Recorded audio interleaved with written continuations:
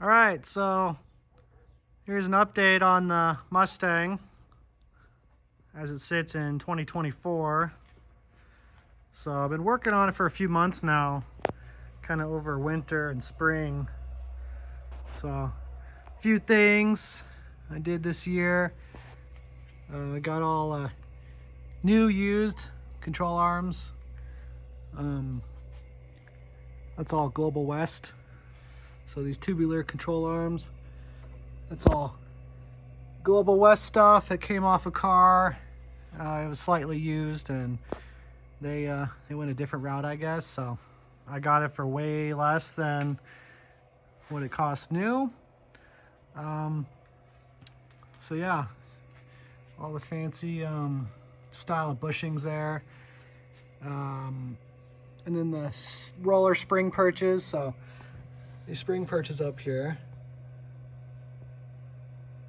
well, those guys have brand new roller bearings in them. I put new roller bearings in those because they were a little crunchy when I got them. So new bearings in those, and some new hardware. Some of the hardware was missing. Got that taken care of. And recently did the oil pan. So I went with this 7-quart Y-end oil pan. And I did a windage tray. There's a windage tray up in there under the crank. And we also got adjustable strut rods to help with the alignment. The idler arm here, there's roller bearings in there. So rather than just rubber bushings and stuff, it's a greasable bearing. That's going to help with the manual steering. And while I was in here, I went around and did some factory-esque markings. So I kind of mimicked some pictures I found online of kind of factory markings of what probably would have came on this car or a new V8 Mustang. I did that.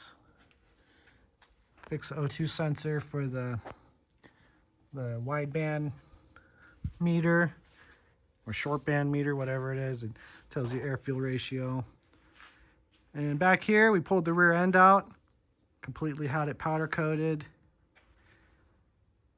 The posi with the 3.0 gears, I had that redone. My buddy's dad put 355s in it. So now it's a 355 posi, just a 4 to 8 inch. It's an early 8 inch out of a 65.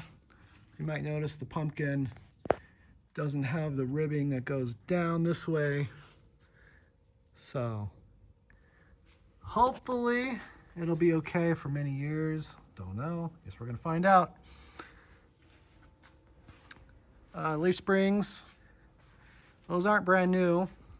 I had them sandblasted and painted them with cast iron paint, but replaced all the rubber bushings with Delarum style greasable bushings. So basically acts as a roller bearing.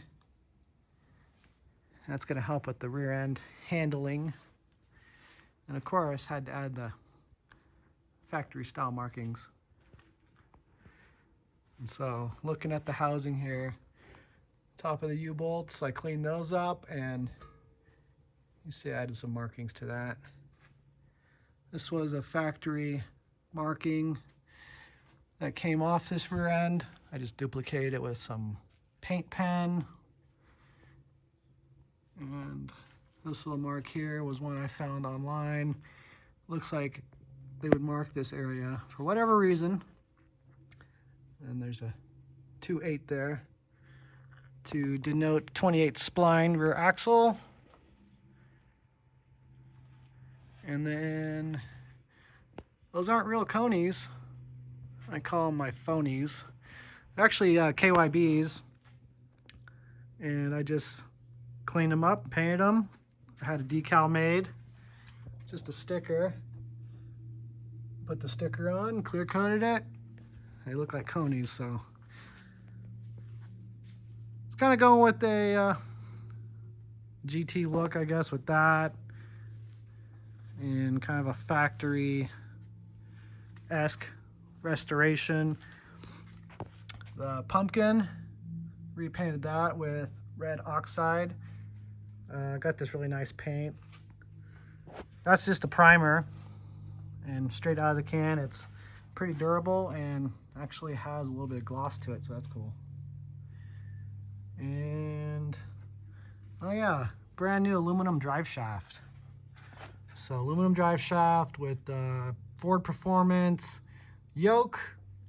Accidentally got a 1330 U-joint yoke, so I had to get an adapter U-joint because the 1330s are wider. 1310s, that's the standard on these drive shafts. So got an adapter U-joint and that worked. It's an aluminum shaft, like 3-inch diameter, and of course I put some factory markings on it just because it looks cool. And I ran some matte clear over the whole unit, so hopefully the aluminum doesn't corrode. But otherwise, it's looking pretty clean under here. It's ready to go back together. Ready to come off the lift. Need to get it aligned. Once it's driving again, you'll see the alignment it had before with the old setup was no bueno. Probably gonna have to take the rear tires off and put those in the front because those have even alignments, even wear on the tires in order to get it aligned. Probably going to have to do that. Hopefully they fit because they're 235s and these are 215s. And oh yeah, performance drums, I guess you could say. This is a bigger style drum off like a station wagon. Actually, GT350s use that style of drum. They're bigger and wider, so these are, I think, 2.5-inch wide, whereas the factory ones are like 1 3/4. So this whole extra bit right there, that's extra meat for the brakes. And this setup was about $500 just for the drums, which was better than spending 3 times that on discs. And you know, just kind of keeping with the period correctness, I'll stick with the drums. So I got the drums painted and rear ends put back together. There's a drain plug right there we added. Everything's nicely powder coated. There's also a marking on the top of the axle. That was also an original marking that came off this axle. I just duplicated it. Might notice here, that's mounting points for traction bars that I have in the box. We'll work on that eventually, probably over this summer. Got subframe connectors. Those are gonna have to go in. I'm gonna tie in the subframe here. So it should be a pretty fun car. Also did the valve covers and the air cleaner. Those are changed from what I had before. I'll have to drop the car down to show you. But here's how it sits right now. Nice and dirty and dusty, but it's been on this lift for like 4 months. It is nice having a lift in a shop at a house that you live in, so.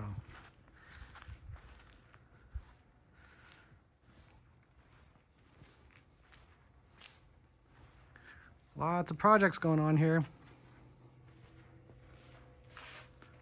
Always something.